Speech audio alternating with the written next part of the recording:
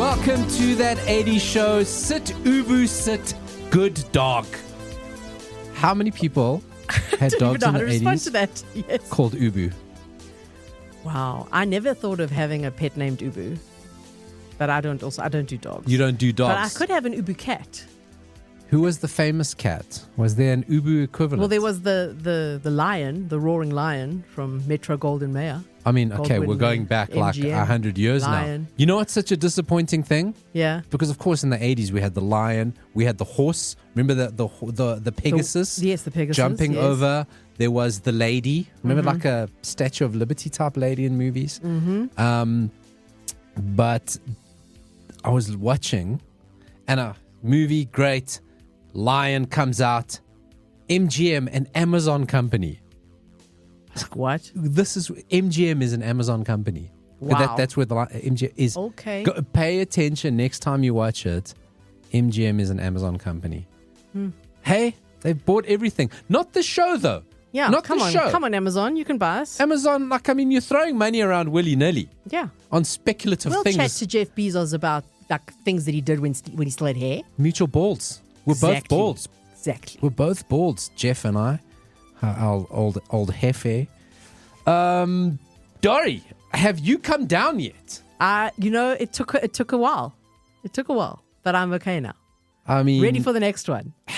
and there is going to be a next one. Dory and I, we've been speaking about it for a couple of weeks. The Pretoria Retro Fair, put together by our friend Noel Opperman.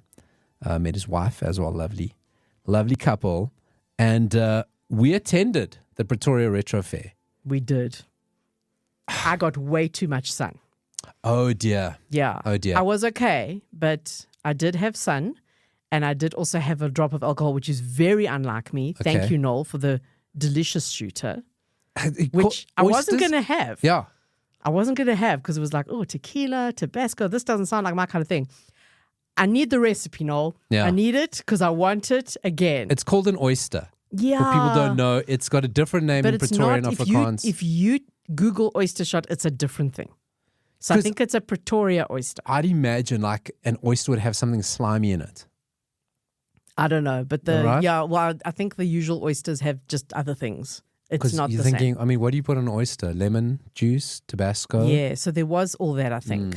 But yeah, I need the exact ingredients. That was one of the things, Pretoria Retro Fair, if you missed a couple of shows, we been promoting it, and it's just a gathering of like-minded people who listen to the show. If you listen to the show, you would have loved the Pretoria Retro Fair. And Noel, who put it together, is a curator of all things 80s, and he went around finding people who love the 80s and would bring 80s style things to the Retro Fair. It's so weird because you go, okay, we know what it's about. We know it's going to be nostalgia. But it's so weird when you're confronted by nostalgia, how it actually hits you. So one of the things they did is they built out a video wall, Yeah. okay, Yeah. that you would find in a video shop with VHS tapes on it. And there is a picture of Paulo by the video wall There is. on our Facebook page if you haven't already seen it. We're going to pop it up. All the pictures already there on that Yeah. 80 Show SA Facebook page. And It's epic. there were actual cassettes, and you could Yeah. buy them. They were Yeah. for sale. You could buy those. Short Circuit was there. Yep. A couple of James Bonds I saw. There was a He-Man. Oh my God, there was a He-Man there that I was like, You got so excited. I got so excited about the He-Man. And I was like, I need to buy a VHS player. That was missing. There was Big, which Big? excited me. Big. Dirty Dancing. Dirty Dancing was there. I showed you that. But Paulo, what was the problem with the videotapes? True as God. And listen, this is an honest story. True as God. Everyone we popped open, not rewound. Yeah. No All one was kind. No one was kind. They did not rewind. Part of me goes, yeah, like, here's what I want to speculate happens, okay? The video machine broke. People, nobody knows when they watched their last VHS. Yeah. No one knows when you watched so you watched it to the end, and You you were like, never. I'll just rewind it next time I'm going to watch it. But then there was no next time. And then the video machine broke. So those are like, I mean, because those obviously didn't go back to the video store. You'd get fined. You'd get fined if you did not rewind. Yeah. They charge you for that shit. So I think like nobody knows when the last time you're watching a VHS. So that was the video. But the feels I had, it was so crazy to be going, wow, I did this hundreds of times as a kid. I know, that excitement of looking like along the shelves for that one that you want. I mean, it was so weird. Like you can't understand how you'll react until you're in that scenario, right? So I had that. They had an arcade game. Yes, which you played. I played that.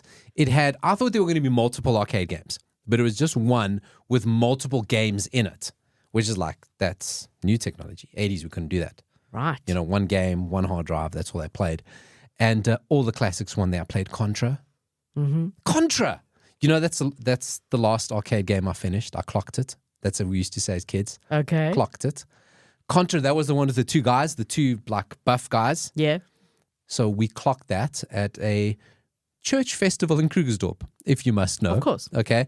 I played. When you say we, you and cousin Louis. Me and cousin Carl, cousin Louis' brother. Oh, okay. Yes, okay. Close enough.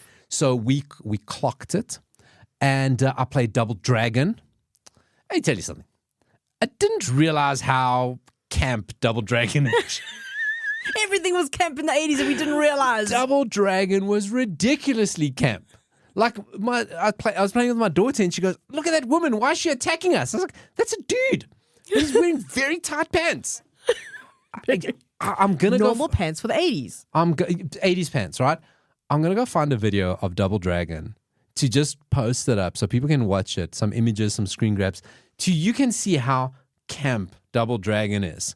I'm kind of wondering, was it a sex move? Is this a sex thing, Double Dragon? Right? I mean, are we could Urban Dictionary it. I'm pretty sure it's in there, and I'm starting to be convinced. Sounds like something I don't want to know about. A load of games on there. Donkey Kong was on there, so I played a couple arcade games. Again, so now I'm watching. Because first we waited for a while to play. Yes. Because I was like, I'm going to go put my 20-cent coin there, to book the next slot. There's no more 20-cent No coins. 20 cents. So now it's my turn to play. But again, the nostalgia of sitting there, fuck, I just want to play the arcade game. We're going to go now. We're going to go soon, and I'm not going to get to play the arcade game. Put the grease smell of slap chips anywhere. That would have been it. Back in the 80s. Yes. Right? That's all that was missing from that whole feeling. So now I'm playing. I said to my daughter, how do you get people off? I said, you know what you do? You know what we used to do as kids? If they ignore the 20-cent rule, and sometimes people don't, they just keep on going because they're good at the game. You know the 20-cent rule, you know what you do? You hover over them. It's like, jump there. No, go. There's a guy comes out. You backseat play. You backseat play. Eventually, either someone's going to box you or they're going to die, and then therefore you get your turn, or they're just going to leave. Yeah. So I said, well, that could be a tactic. Anyway, now it's our turn to play. I'm busy playing. And now I'm seeing in the reflection a dude behind me waiting to play. He's hovering. Yeah. He's getting closer. Young dude, young guy. Yeah. Early 20s. Huh. At max. There were such young people there. I was a very lot of young surprised. people. A lot of young people. Yeah. And now I'm watching him in the back. He's like, so I'm like, oh, I don't like this. But anyway, we're going to play, do a little bit of double dragoning, wipe up after you double dragon. And always be safe when you double dragon. Only double dragon with people you know. Have a safe word when you double dragon. We got an Urban Dictionary. We got to figure out what it is. And then I'm kind of like, as Dory picks up her phone because she's going to Urban Dictionary double dragon. I am. And I'm watching in the reflection this dude, and then I'm like, okay, like I feel under pressure. It's his turn to play, right? I've had a go. He then comes, plays. I say, hey, cool, listen, enjoy the games. I said, by the way, dude, protocol, you got to come put your coin down. This is Bush League, you hang around us. You would have been punched in the face back in the 80s. Protocol means coin, okay? I mean, he was young. He didn't know. He was young, so I give him that. But I mean, we're on 2 strikes now. Video's not rewound. You're not putting your coins down. I mean, we're not on a good run here in terms of 80s corner cafe protocol, okay? Now that I think about the slap chips, why were there no slap chip vendors? Yeah. Doll, next time, we need slap chips. Slap chips. Look, the tacos were fantastic. They were great. Yeah. Pan burgers. Pan burgers. Could we, I mean, does anyone hold the rights to pan burgers? Could we make pan burgers? I would die. I would be so happy. Have you Urban Dictionary Double Dragon? I'm doing it. There's so many other double things coming up. It's scary. I can imagine. And just you can't get to the double F. You got to get Oh to my the God. double dragon. Okay, double dragon is on Urban Dictionary. It's not what you expect. Okay. When you have a bad stomach or food poisoning and end up spewing diarrhea while also throwing up. Making the sound of a dragon.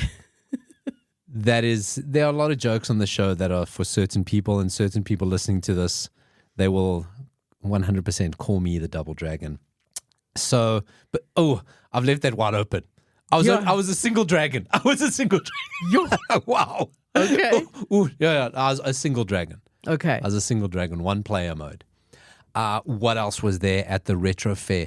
I love they made up like a photo wall with the Kiss Me Seymour from Little Shop of Horrors. Yes. That was Feed Me Seymour. Feed Me Seymour. Yes, what? What was his name? The plant. I want to say Abel, but I know that wasn't it. What's the plant from? Anyway, was that great detail? Loved it. The vinyl collection. The guys who had the vinyls. I didn't even look. Oh. Because I was like, I don't have anywhere to play vinyl at the moment. Okay. I do hope to change that one day. Yes. But I was like, if I go and start flipping through records, first of all, just that motion of flipping through the records is gonna. That's what I do. It's gonna like kill me with nostalgia. I mean, It's actually gonna be too much. I do it often. I go around. I'm always on the hunt for it. Yeah. What did we see now? Did we see someone with now? That's what I call music or pop shop. Which Yes. one? No, Hey? it was Now That's What I Call Music. It had the pig. With the pig. Remember the pig from Now Yes. That's What I Call Music? We saw it in the wild. Now, did that pig have a name? There we go. Another question. So many to name everything today. So many questions. I just want to say that meeting Noel was so great. Like, sometimes I feel like we're in our own little bubble, you and me. Obviously, cousin Louis is in the bubble. But sometimes I think nobody gets us. Yeah. And nobody is like us. Listeners get us. Yeah. Listeners from around the world, you do get us. Dory, you don't always see the correspondence and that. Yeah. But we don't really interact. We don't interact with them. I think that's a different thing. Yeah. It's quite weird that we know people listen to us, but we don't have a relationship. Not with them. Well, some of them, but not all of them. We'd Yes. love to, though. We'd love to. Yes. So if you listen Get to in this touch. and you've never got in touch, that 80 Show SA Facebook, get in touch. We always respond. We're so kind. We replied. But when I met Noel and he sat with us and he made jokes that was just our kind of jokes. And I was like, oh my God. So many How puns. was this person here all along? And Exactly. we didn't know. And there's more of them. I know. And there are more of them. So, and that's the great thing about a community like this. And my daughter looks at me at one point and she said to my wife, she says, look at Dad. He's just in his element. Just like playing arcade games and browsing through videos and vinyls and the music. Oh my God, the They DJ. played such great music. I mean, Except for Backstreet Boys. he did play Backstreet Boys. He took requests. He played did. Kylie Minogue for Barrett. Barrett requested The Kylie. celeb savant. Not many DJs take requests. Took requests. That's the type of place it was. You know what was glaringly missing? Everybody smoking. True. Like, that was the one thing that was very un-80s. Like a smoking, nobody was a no smoking. smoking exemption. Everyone can smoke. Yeah. Everyone can smoke at the Retro Fair. I went to the dentist yesterday and she was telling me about how when she was a kid, she went to this dentist who used to literally smoke a cigarette while he was working on her. Unreal. Like, how And crazy is that? nobody batted an eyelid. No, it was totally normal. That's just what we do. Just going to smoke over you. You know? Did you see the dustbins? No. The dustbins had zip it in a ZB. Oh, you joking? I totally missed that. Dustbins Did you had take photos? zip it on a ZB. I'll chuck this one up because I see you didn't get it. But now in South Africa, we had like kind of a rubbish, it's zertst it in a ZB. I don't know what the hell zerts meant. But it was like a cleanup campaign. They came to all the schools and there was an ostrich character. That ostrich used to come to the schools. Remember that? It scared the shit out of me. But the whole campaign was zertst it in a ZB to get us to throw away our trash. And they had it. They printed so this is the Afrikaans, obviously. Yeah. But in English it was Oh, zip it in a ZB. Or zap it in a ZB. Zap it in a Zap it in a ZB. ZB. They'd printed out a sticker and put it on all their dustbins. I did notice after you'd pointed it out to me when I went into the bathroom, there were Yes. pages torn out from magazines of like the old hair products ads. There was the City Golf thing. Yes, the City Golf The one was red, in the men's yellow, bathroom. blue. Yes. It was great. There was It was just the detail. No, the details that you put were just very. I just want you to know we appreciated them. We appreciated them. The Lost Boys poster. Mm-hmm. The Lost Boys find them at the Pretoria Retro Fair. It is. It's those little things that it goes like, I'm going to give a shit. Yeah. And that's what I kind of felt about the whole thing. By the way, just a touch, you were speaking about the hair product. You know, last week I was saying, is it Jane Fonda set to? Jane Seymour set to. Of course. Jane Seymour set to. Oh my God, Yeah. how did I forget that? Yeah, exactly. So just in case you were like shouting at us, go, it's Jane Seymour, you idiots. 80s Janes. Yeah. You know, were there too many? Were there too many 80s Janes? No one will ever know. So Pretoria Retro Fair, we loved it. Noel promised bigger and better. But listen, if you want a day, I think the next one, he said, there is another one coming soon. It'll be a summer one. Yeah. Listen, the weather was lovely. Oh my God, Pretoria, it was. you don't go wrong on the weather. Pretoria, you can always rely on it being warm. Probably saying that like, no, but Pretoria is always a little bit warmer. And you want to go, you're going to sit in the sun, you're going to have access to nice drinks and listen to 80s music for an afternoon. Like, what's not to like? Absolutely. You know what I mean? It was one of my favorite days. Everything else is in a long time. No, really. It was fantastic. Well done, Noel. 70s, 80s, and 90s music, to be fair. No, well done. All good. The little things were appreciated. And so we will catch up. And on the next one, you're there. I know he listens. And anybody who has FOMO, you're right to have it. Whatever we had was... Did we have FOMO in the 80s? What do we have? I don't think so, because there was no social media, so we didn't know what was going on in the world. True story. Yeah. True story. God, here's a guy I love. I got to tell you. The Hoff. I mean, there's a thing on the show, you know, putting together an 80 shows, like some weeks there's a lot of stuff happening, especially when Stranger Things is on. Yes. There's always something in the 80s zeitgeist. I choked on my nostalgia there. There's always something in the 80s zeitgeist there, but sometimes it's quiet. But you go, listen, when I don't have something to put on the show, the Hoff will always provide. Yes. You know, he saved us in a car. He saved us in red trunks. He's always going to rescue you. Okay, that's what my image of him is. And he's going to rescue the planet. That's his new thing. Posted up this week, his new campaign. He's joined up gaming something, a green initiative, reduce your carbon footprint by buying certain games. I don't quite understand how it works. Yeah. Neither does he. But in the two ads that they've done, one he dresses Michael Knight, the other one he's Mitch Buchanan. Hilarious, camp, and as cheesy as you'd imagine. They on that 80 Show SA Facebook page, you put it up. So I love how he's capitalizing on it. No, of course. Why wouldn't you? No, why wouldn't you? Yeah. You know, I mean, will he be in Berlin on the next one? You know what the thing I love about the Hoff? He knows what he is. He knows, right? So one of the comments comes in about, you know, wait until Patricia Lewis enters the room. Patricia Lewis, if you don't know, if you've forgotten, if you're not from South Africa, she was a blonde bombshell pop princess that kind of appeared late 80s, early 90s. Yep. I'll tell you a little bit about where she is now. And there was a stage where the Hoff and her were rumored to be dating. Yeah, because he was here all the time. Like he was always He was visiting. always here. He found a market. Yeah. You know, he's not afraid to go to pariah states. You know, he was in East Berlin, came to South Africa. He's bringing peace. They're bringing peace. Did the Hoff end apartheid? Did the Hoff bring the Berlin Wall down? He definitely did. He stood on it. He broke it with his strength. You know what I'm saying? So he just wanted to bring peace to pariah states in the 80s. That's what the Hoff was doing, and he came and he maybe found love. Because there was definitely something going on between them. There definitely was. I don't want to I don't know. Is it speculate? But it was. I don't think there was denial. I think it was acknowledged. I mean, it was a thing. Why would the U magazine lie to me? Why would the personality lie to me? Why would Hayskanoot lie to me? No. They told me about Satanism and they told me about the Hoff and Patricia Lewis. And she sang pretty nondescript pop music in English and Afrikaans, and she was English. Went to Monjo High. I know way too much about Patricia Lewis. You do. Prepping myself for this. So they did some music together in the 80s.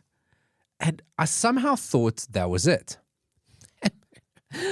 So I kind of go, let me just go dig up some of the stories, some of the kind of like the engagement, their interactions. And I find a song. David Hasselhoff, Patricia Lewis, they did it together. They did 2 songs. One was a ballad, because that's the one I remembered. I don't remember anything. Okay, there was a ballad. I do remember them doing a ballad. Now, the ballad's going to sound exactly how you think it's going to sound. Right. They also did a pop song. Okay? Now, we can't play the pop song. Okay? I'm sure the Hoff wouldn't mind us playing the pop song. He'd love us playing the pop song. But boring thing, guys, rights, you can't put other people's music on podcasts. It's just a thing. So you can go to that 80 Show SF Facebook page. You'll find this whole song. But it starts like this. Now, the music video is the Hoff and Patricia Lewis in a studio. In 2009. Okay? So imagine 2009 clothes in your head. Okay, got it. Okay. Right? The Hoff has got this fantastic fucking choker necklace. There's a skull. I think there's a knife in it. It's a thing. Okay? Now, how old was he now? 2009, 60, in his 50s. Because he's 70 odd now. So it could have been early 60s, looking great. Look at you doing the maths. Patricia Lewis looks great. But the highlight is the song starts off like this. Hey, Miss Kiss, komm, lass uns dance.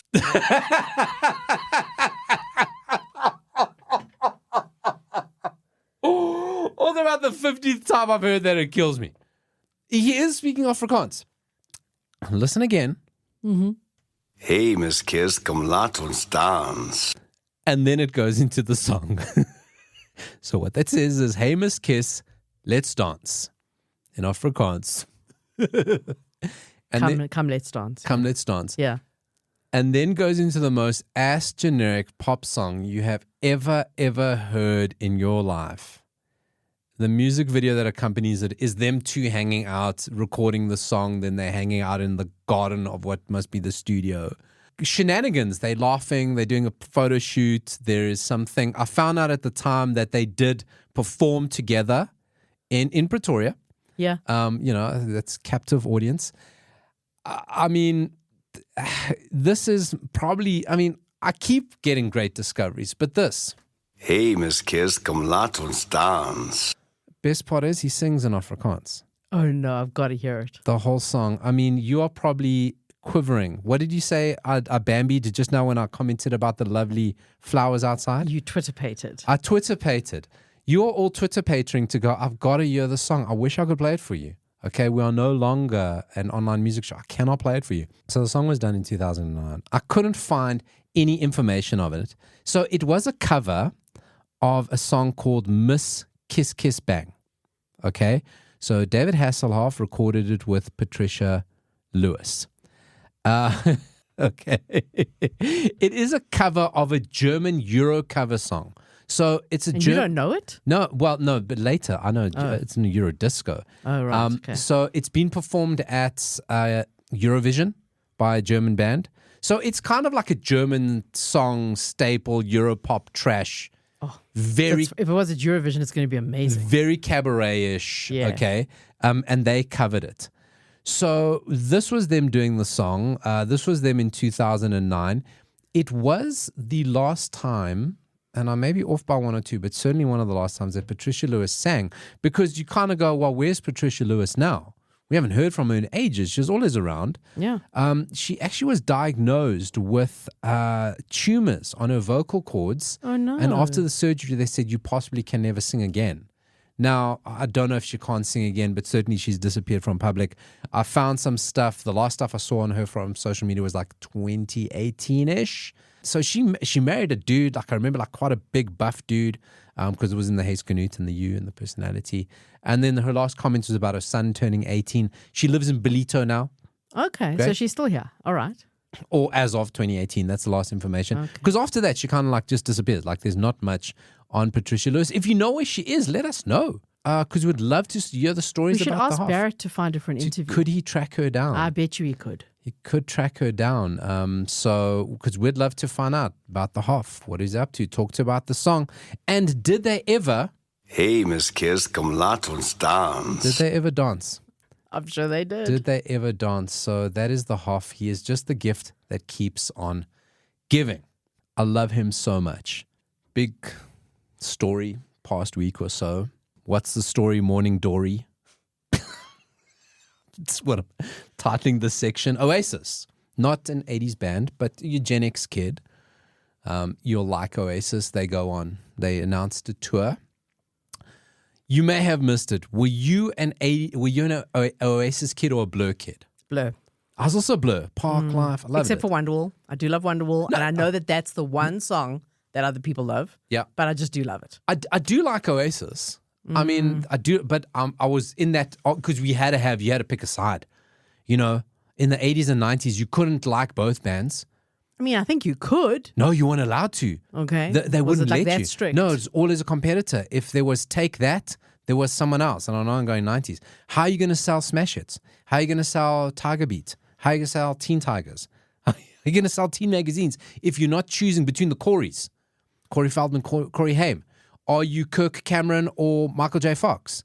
You had to choose, right? You had to remember. You're acting like it wasn't true. No, you're right. You had to. You are right. Are you Johnny Depp or Richard Grieco? You know, you had to choose. So, of course, this carries on. Are you Oasis or Blur? Have you heard the stories about like the ticket pricing on Oasis? I've seen some stuff that it's ridiculous. It is crazy, right? And they were expecting the website to crash and all sorts of things. And I'm like, really? I mean, I remember they were very big at the time. I do remember that. But Dory, it's nostalgia. Nostalgia crack. Yeah. Nostalgia crack. And you see, this won't happen with Blur because he has carried on making music as Gorillaz. The Gorillaz didn't stop. So it just, I mean, I think if there had to be a Blur reunion concert, though, there might just be such mania. You know, at Blur, so anti-establishment, they do their concert for free. You know? Yeah. So, you know, I know how I felt looking at a video wall. Some people know how they feel looking at a Wonder Wall, right? So you got to capture and harness that, right? So when they sold the tickets, it's this dynamic pricing bullshit. And I'm starting to see it. I'm going to go on a little bit of a diatribe here. Okay. I'm starting to see it in local ticket sales, right? Because they're all doing, so dynamic pricing basically is the price changes and you go into a queuing system. So you go in, and the price is like $100 for a ticket. And you wait for an hour and you're in this queue of thousands of people. By the time it's your turn to check out, that ticket could have gone up to $500 because of the demand. To That's $500. ridiculous. That's how it works. And now what you're going to do, you go, shit, I've sat here for like 2 or 3 hours. I'm not now going to tap out, right? So it's like, it's quite shitty, and I'm starting to see it happen here because, I mean, let's be honest, all big concerts are run by the same group of people around the world, right? So that shit's going to happen here, right? I will not tolerate it. But then you can't go to shit. And I won't. I won't go to the shit. I think they're doing it in sports, especially like around Springbok tickets, but it's going to happen, right? This is just... And listen, we should all riot. We should just not accept this. We should all riot. But anyway, we won't. I heard some stories. I got some stories out of Ireland. Somebody paid €1,000 for Oasis tickets. I hope at least they paid €1,000 for 2, not 1. Our friend, what does that work out to in rands? Over 20,000 rand.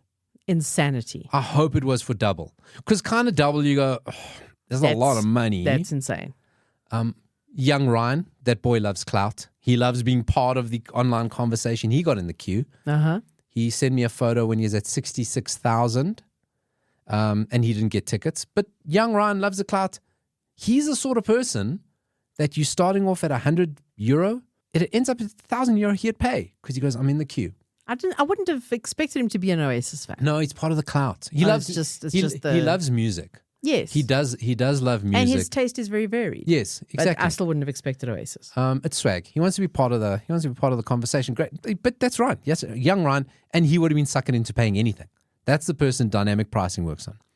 Anyway, the point of this whole segment called What's the Story, Morning Dory is it can't be like everyone wondering 80s bands, if they had to do a reunion, who would get together? And what have they said about doing reunions? Now, of course, the thing with Oasis is Liam and Noel Gallagher fell out, right? And it was like they never spoke and Christmas dinners are awkward and mom has to make a choice and this whole thing. And that's why it's such a big thing. Nostalgia is crack. People love nostalgia. We'll go watch most nostalgia acts, right? So I started looking around and I said, okay, I'm not the only one because, of course, this like riled up everyone to go, okay, let's talk about this. And I looked at bands to go, are all the really crucial members still alive? So rule out In Excess. Yep. And rule out Queen. You know, because it's like the lead singer is like so key to it, okay? So, and some of those still do it. No, okay, take them out. And then also rule out any major fallout. So go, they had success and they just dissipated, right? Because, you know, if someone's dead and you fight, there's really little chance of reunion. So I went to look at a couple, right? And why they won't reunite. Okay. I was like, why they won't reunion. The Police. Okay. Okay. They have said there is a 0.00000, probably about 0.1% chance of it ever happening. Okay, so this was Stuart Copeland and Andy Summers, an interview with them this year, saying that there is a 0.000, not no chance, not put enough money on the table chance. Did they ever falling out with Sting? No fallout. Okay. What they say, they're just like, we're too old, we don't care anymore. they just went, you know what? We had our success and we feel we left at the top. We feel we left when we were iconic and we had done what we needed to do and it's just time to leave. You know, if you don't want to be the old guy in the club. Yep. So that's Police. Now, notice, not no chance. Because I'm pretty sure there's a lot of people watching how much money Oasis makes. Because everyone sees how much money Taylor Swift makes. Yeah. And they're all watching Oasis. And they go, Well, it depends how well these guys manage their money over their lives. well, that's another thing. Because listen, let's be honest. The guys who didn't are touring. You know what I mean? And I'm not saying them dodgy agents, bad deals. The industry done changed. So that's the Police. REM, again, similar story. No fallouts, no died. They actually officially broke up in 2011. I didn't know.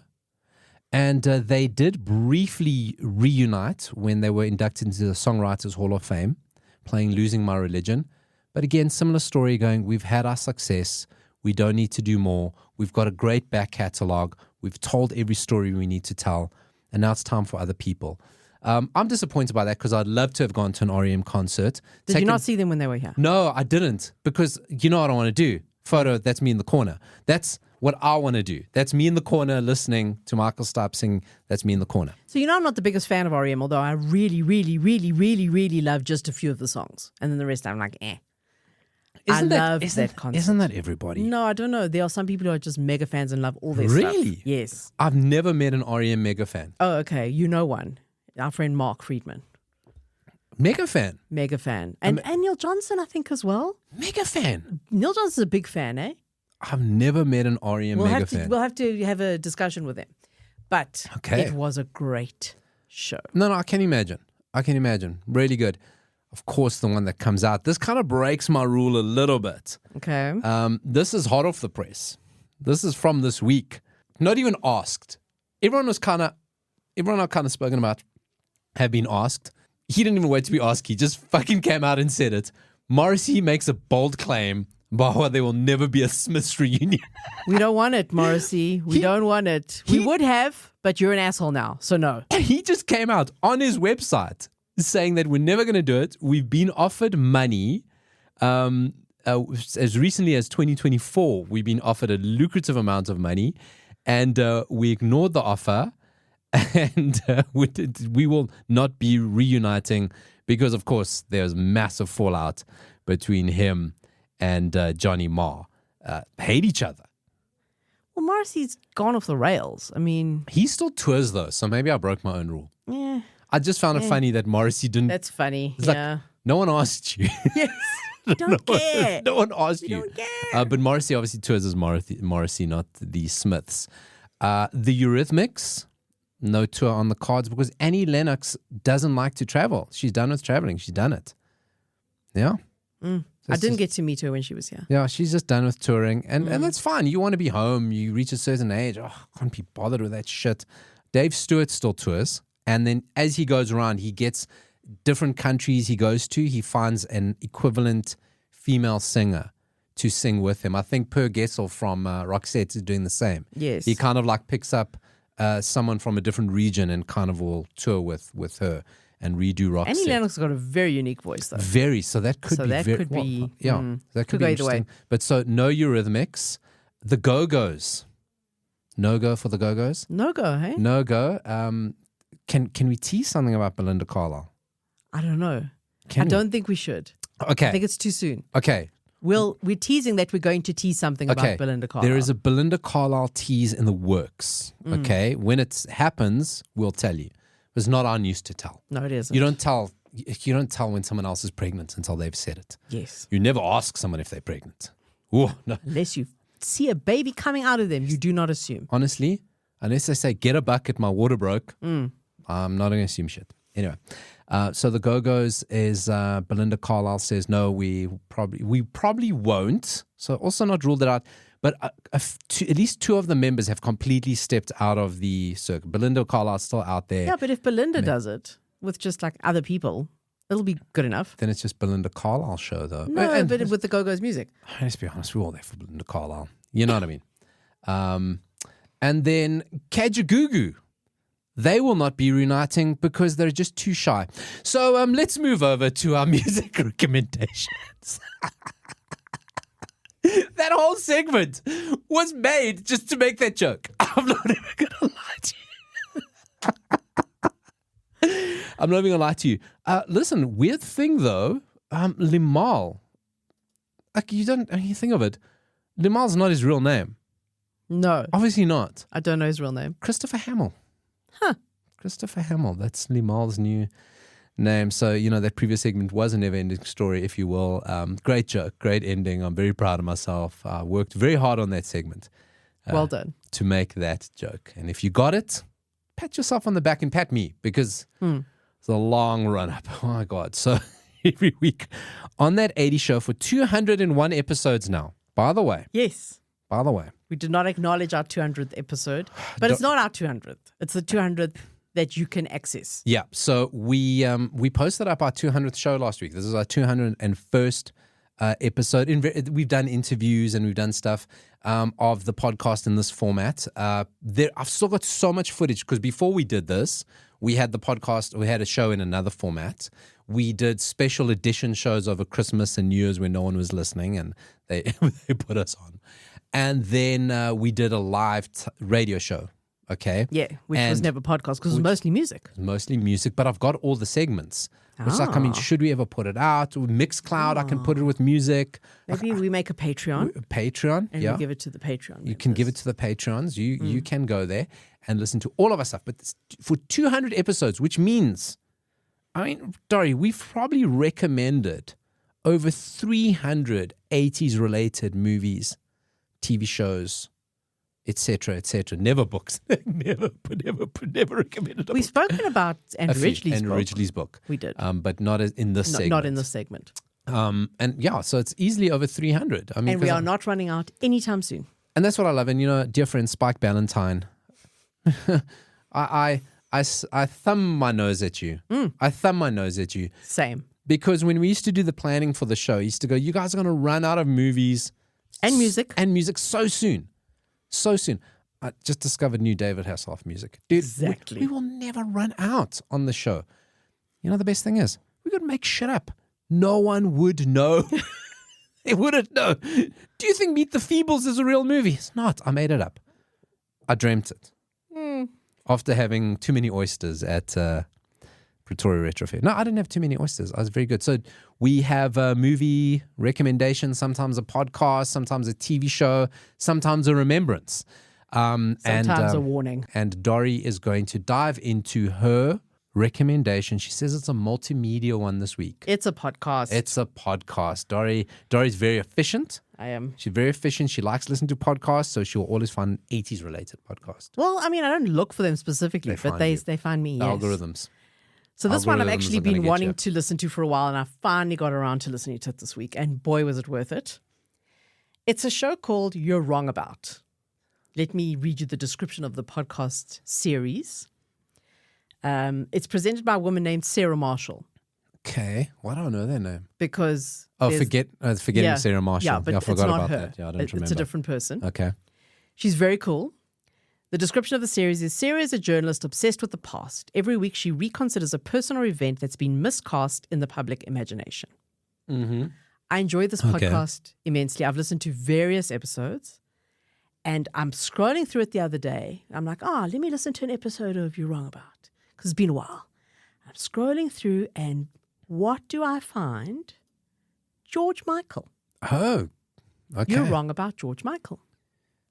Okay, let's see where this goes. Am I though? Because I know a fair amount about George Michael, right? So I was curious. So is this like a debunking of factoids, a change in, it's just like general, right? Whatever the kind of... So first of all, it's a 2-part. So it's over 2 hours long. In fact, part 1 is an hour and 15 and part 2 is an hour and a half. It flew by because I thoroughly enjoyed listening to it. It does start with kind of just like, this is the story of George Michael. And so episode 1 is largely the 80s, Wham, those days, until he gets to like kind of early 90s is the whole of episode 1. But they do go into a lot of stuff. Look, a lot of the stuff we know from Andrew's book. Right. And just from, being fans. The Wham documentary. The Wham documentary. Go back in our feed. Exactly. We interviewed one of the producers of the Wham documentary, Simon Hoff. So there was a lot of stuff I knew, but there was some stuff that I didn't know, and maybe it's because I've forgotten it. Okay. But there was some stuff I found interesting. So what I like about this podcast is they don't just present facts. It's not just like a regurgitation of stuff that they've researched, and their research is excellent. You know what? I like that because, the kind of thing about exactly what you're saying, we know a lot about George Michael. Yeah. But when I listen, I want new stuff. That's why I'm very intrigued of what you're going to say. So it's not even about the fact that it's new stuff. What they do is they get into the issues, and they actually go very deep into the issues that come up about these people and events from the past. Cool. So, for example, one of the previous episodes that I've listened to of this podcast was about the airplane crash in the Andes. Yes. Remember that with the rugby team? They ate each other. And that is the first thing you're going to think of. Yeah. They ate each other. Yeah. But they went into the story, and it's a beautiful, beautiful, again, I think 2 parts, a beautiful episode or 2. You'll completely change your mind about that whole story if you listen to it. Okay. And they go into... So, yeah, it's just not that simple, so you're like, don't accept this just because this is what you've been told. That's the whole point of this podcast. Think about it and what does it really mean? So with the George Michael story, they went into, in the first part, they talk about how, and I don't remember this, maybe it was in the book, George Michael apparently was going and doing gay things even in his teens already. He was not out to anyone. He was doing this on the sly. Mm-hmm. He was terrified to come out to anyone, especially his family, because he had a gay uncle. His mom's brother was gay. Yes.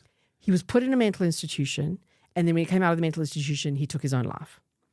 I don't remember this fact, but you are nodding, so you remember it from something. You know this.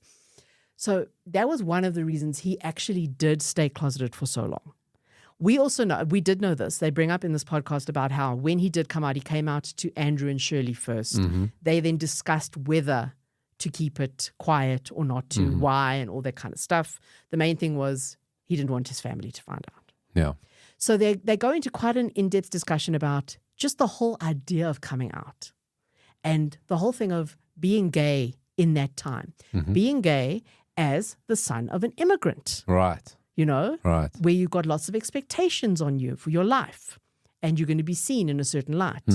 And apparently his father used to say to him all the time, you're not going to be a singer. You can't sing. You're terrible. Go and get a real job kind of thing. So he had a huge amount of pressure on him. Then they get into eventually the Wham days where everything's a huge success. We kind of know all that. Yeah. They get into his relationship with Anselmo. Now, we know from the docu and from various other things, this was the great love of his life. And it's a beautifully told story.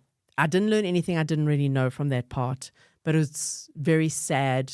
They also have lots of quotes. They've sourced lots of interviews that he did, and they've taken like quotes from the interviews of stuff that he said. So his voice is cut in? No. Okay. They read the quotes. Sure. They read the quotes. And that then part one ends with Anselmo dying of AIDS. That's how part one ends.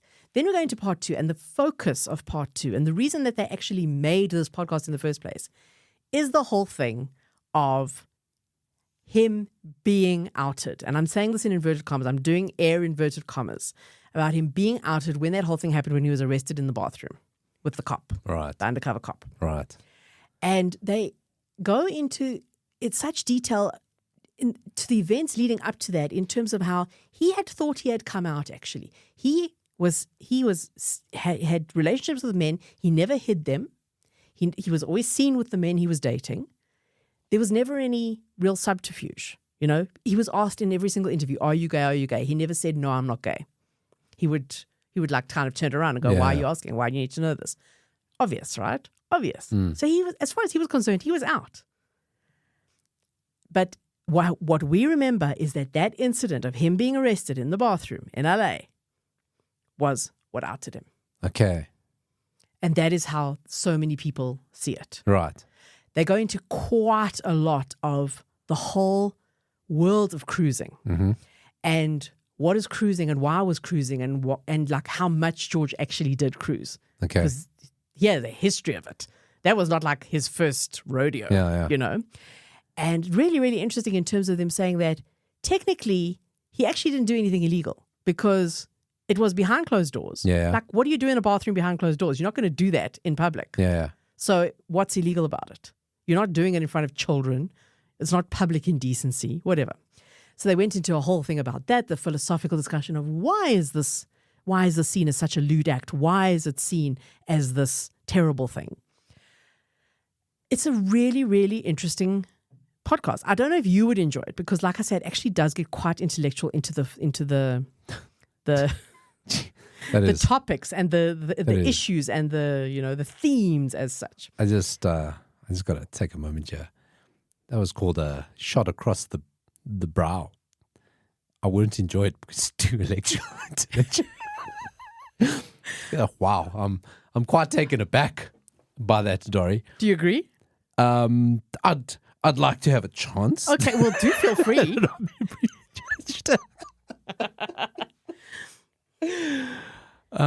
Okay, so obviously, if you're intellectual, you will enjoy that. I'll just kind of like just mash the keyboard or whatever the fuck.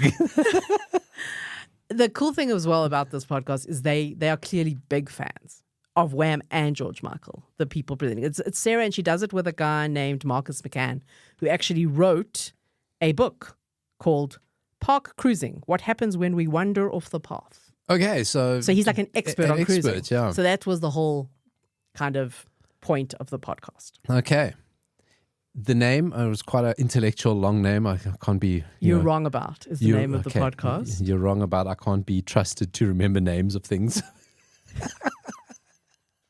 You're wrong about Dory's recommendation. You're right about Dory's recommendation. It's called You're Wrong About. You're and wrong you about. just look for the episode called George Michael. It's from May this year. All right. What else do they cover in there? What are the topics? Yeah.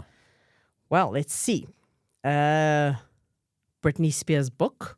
Oh, just her book? They do. Okay. Well, it just says Britney Spears' book club. Oh, I think they talk about the book. Okay.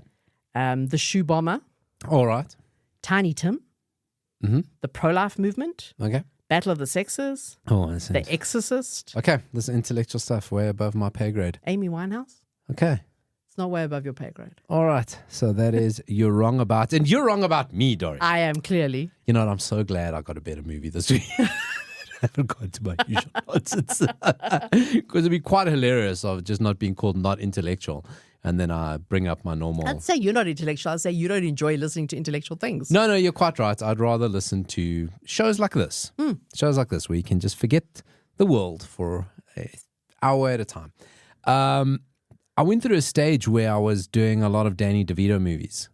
Yes. And I kind of like didn't finish off the Danny DeVito 80 set, right? And I picked up a new one. Danny DeVito, when you talk about him in the 80s, like it's so weird because Danny DeVito in general, I think like he's always physically weird. Yes. Okay. So, and not because of his height or anything. He always like So, make the point on what I'm saying. In Twins, that terrible ponytail he's got. Yes. Okay. Or he's the Penguin in Batman in 89.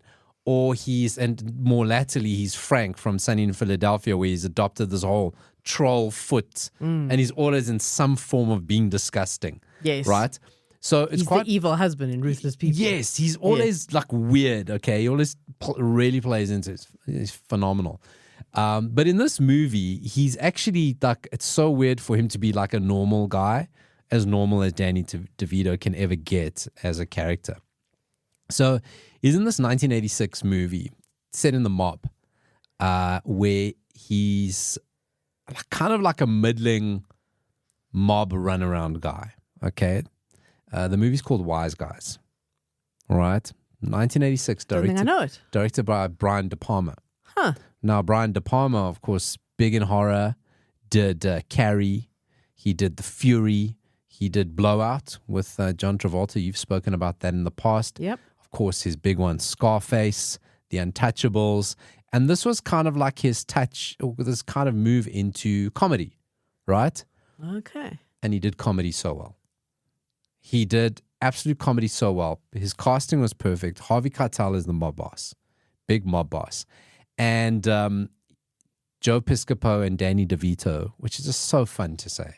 And Joe Piscopo, I don't really know him that well, but I just know when I was reading Mad magazines in the 80s, they always referenced Joe Piscopo. And I think just because it's a funny name. I think it's just Joe Piscopo. It's funny. He was a comedian. Okay. Stand-up comedian. He was quite in Andrew Dice Clay territory. Got it.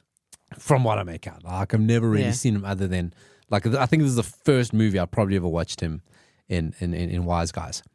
And it's quite funny because there's, like, they set up the scenario that they're two, like, low-level mob guys. They don't really not really involved in anything meaningful.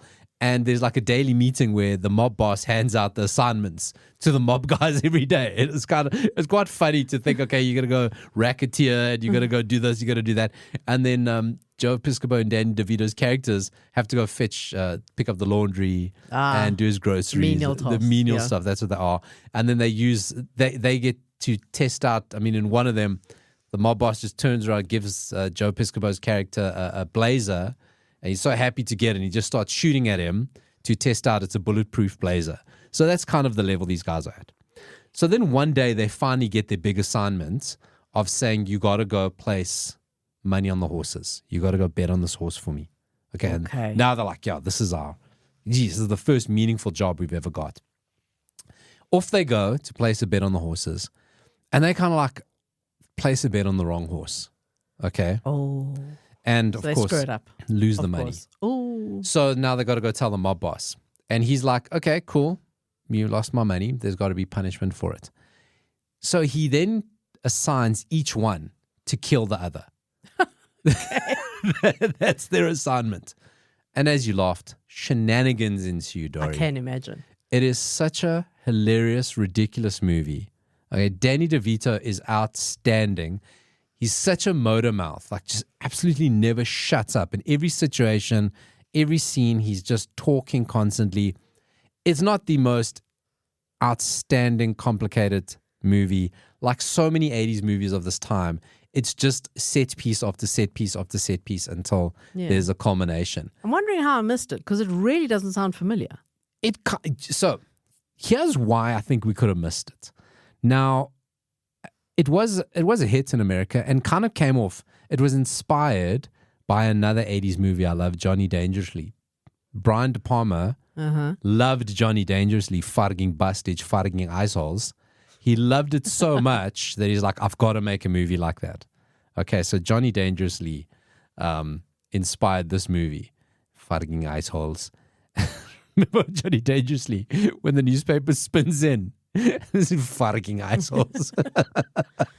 Anyway, so the thing is, it was released in America, but went straight to video in the UK. And I'm wondering if it didn't happen here as well, went straight to video.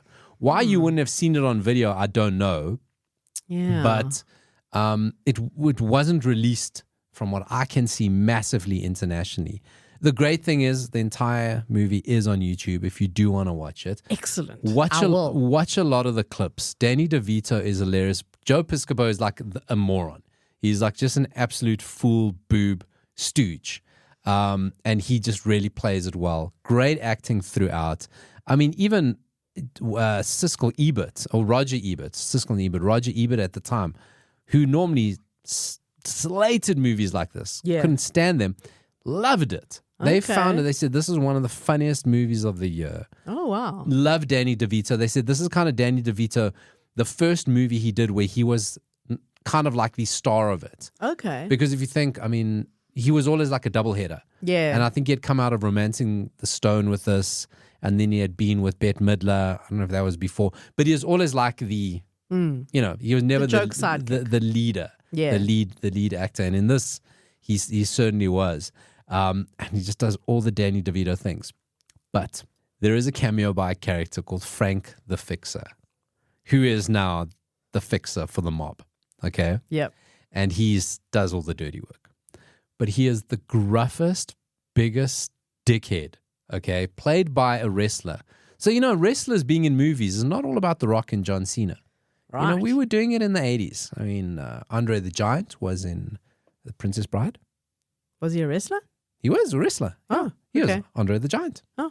Well, that wasn't his surname, I thought the it was Giant. just the Giant. Yeah, no. He's just Andre the Giant. He was a wrestler. Hulk Hogan was in numerous. He was in Rocky. Yep. Hulk in his own movies. So wrestlers being in movies. And Captain Lou Albano. That was his name. So he's the fixer. And Danny DeVito, like great in every scene, except the scenes with him. Because he's just this big, brutish, gruff, rough, terrible bastard. As you'd imagine a mob fixer to be. Huge, massive, black hair, looks like it. I've got a great clip, the best of Frank the Fixer. But I want to just to encapsulate everything about Frank the Fixer in one scene. Now, spoiler alert, there's a scene where they're in, I think they're not in Vegas, they're in, what was that, Atlantic City. And they think Danny DeVito's character's died. And now everyone reacts, the mob guys reacted. Very quick scene. Okay. But you're just going to get Lou Albano, he's the last one. 100% tells you exactly what this character's all about. Oh my God, get a doctor! Get a hearse. It's that fucking poo! I'm excited Captain to watch Albano. this. I'm going to watch it. It is called Wise Guys, not intellectual. So it's just a moment to switch your brain off. I'm never letting this down ever. That's the end of it. I've ruined the friendship. So that is Wise Guys. You'll enjoy it. People love it. It's a fantastic recommendation. As you get older, you know, it's things you didn't look at when you were a kid watching TV shows. But as you get older, you start going, how the fuck do they afford this? You know, how many sitcoms do we watch? We go, that doesn't make sense. It doesn't compute. Okay. So I found this article about the 10 most financially unrealistic characters from sitcoms. And I went through the 80s ones. Okay. But because obviously Friends is in there, right? So Friends is in there, and Yeah. they kind of have a go at Rachel mostly, which kind of goes like, well, here's the funny thing, because the article's written and it kind of like points out these characters, who they were, whatever. The comments are brutal of everyone kind of breaking down and go, no, you're actually wrong, because think about this, right? So it's quite funny, and it's actually even better than the article itself. So I'm going to go through some of the characters and just kind of we'll have the conversation. So the first one they put up there is Jerry Seinfeld. The guy lives in a New York apartment. Yep. He plays seemingly the same comedy club every week to a small crowd. Yep. Doesn't work during the day. How is he affording this lifestyle? Maybe he came from money. No, because you know his parents. Oh, that's true. Okay, and it's yes, not and they come over and they stay in his lounge when they visit. And they're kind of like middle class, middle income, like not poor, but certainly not that he can afford to just do comedy full time. Yeah. There's the storyline where they make the Seinfeld TV show, but you never hear of them making Mad Men. I don't think they ever make the TV show. I don't remember. I'm making my way through it, but I'm not there yet. I don't think they actually ever make. Oh, spoiler alert! They make a TV show. It's okay. I have watched it before. So, but then the comments go, no, just hold on a second here, right? He's obviously got a steady comedy gig. They make reference to him being on The Tonight Show and on late night talk shows. So he's obviously a decent comedian.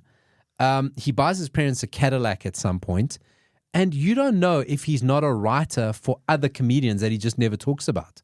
So don't speculate that just 'cause he's a comedian, he doesn't make money. I just know that the size of that apartment is unrealistic. Well, we've all seen that, is that the layout and all the rest of it doesn't work. The other one they had to go at is Danny Tanner. Okay. Danny Tanner from Full House. He was the dad, and going, okay, so he lives in, what do they call in San Francisco, those the famous, they call them the famous painted ladies.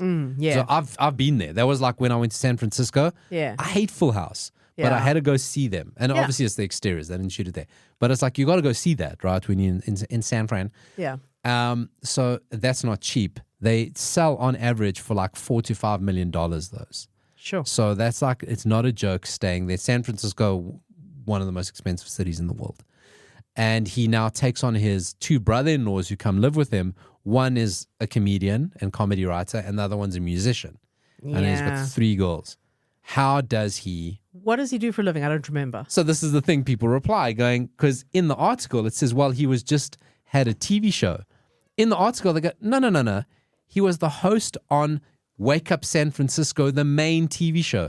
So he's not earning peanuts. Like you make out like he's just nobody. I mean, he obviously had a decent show, making money from endorsements and appearances, you know. Plus, in the storyline, John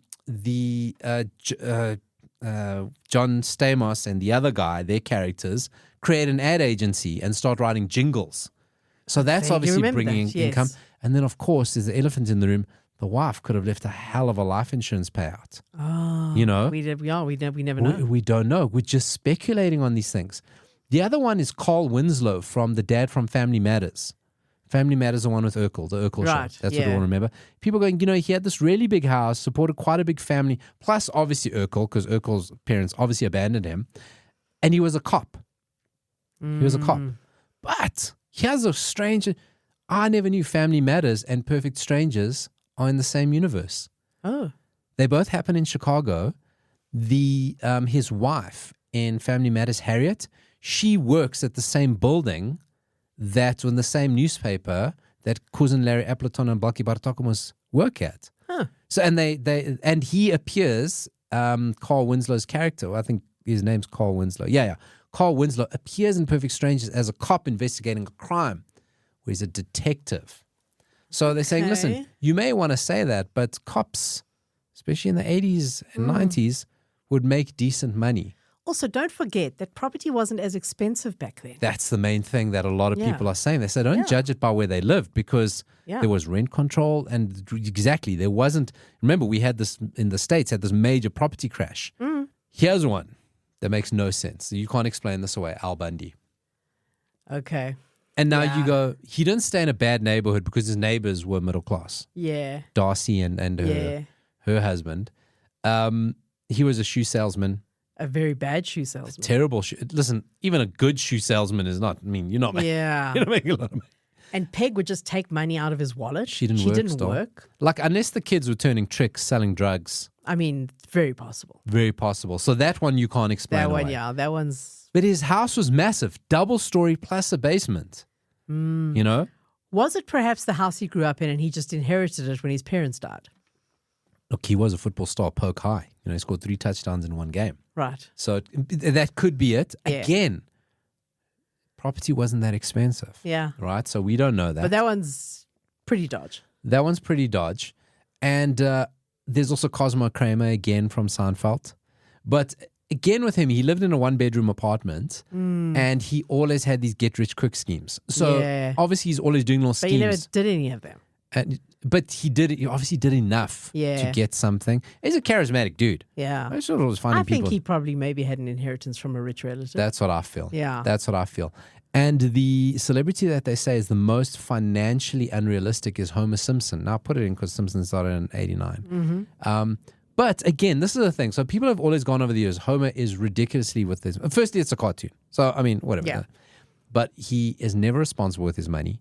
got a massive house, 3 kids. They've been to Brazil, and some of them were competitions. They were in Brazil. They've been to Australia, Japan.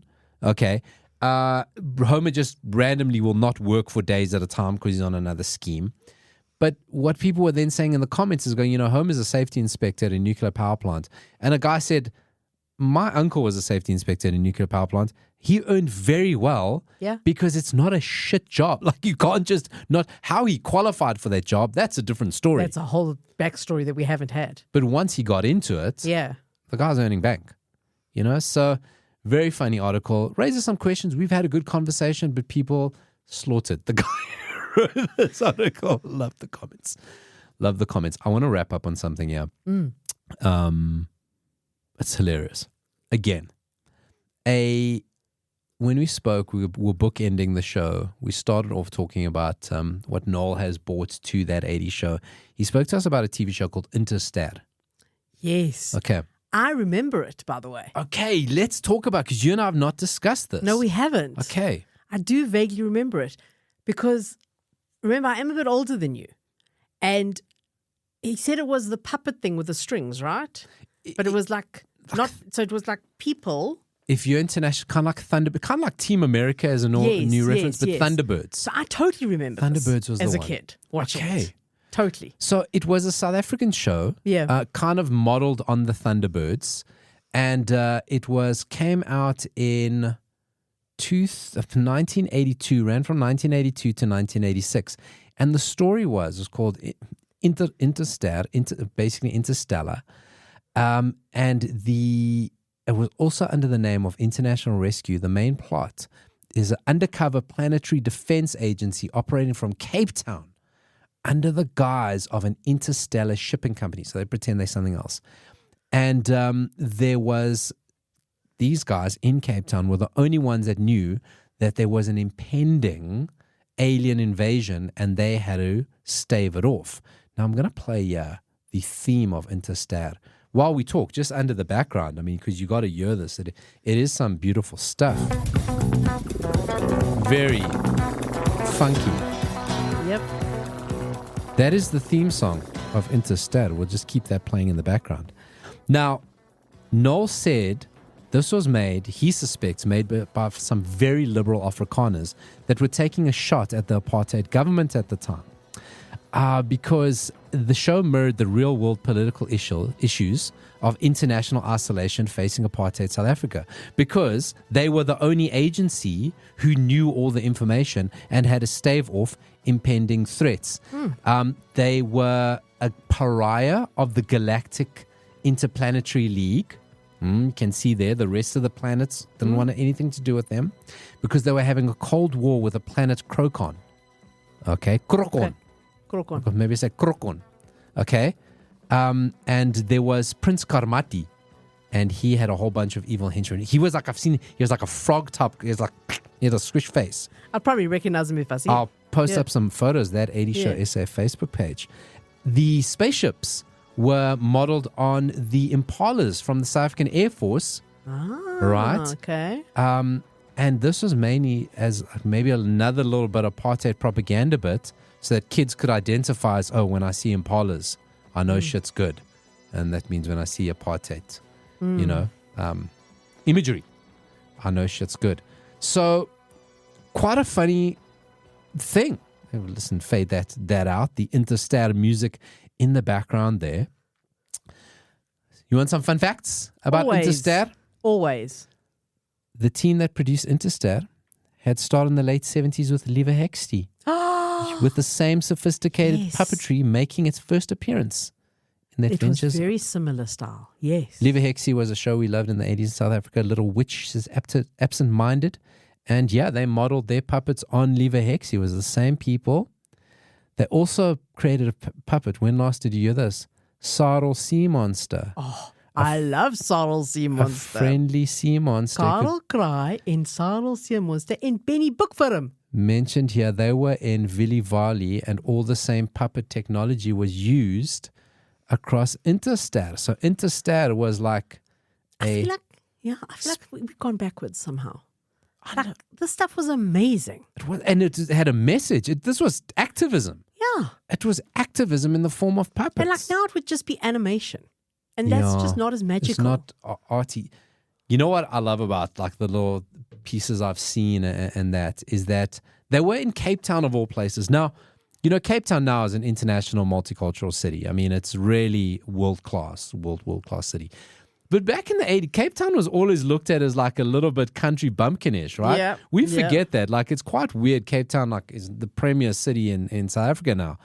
But back in the 80s, it was just relatively underdeveloped.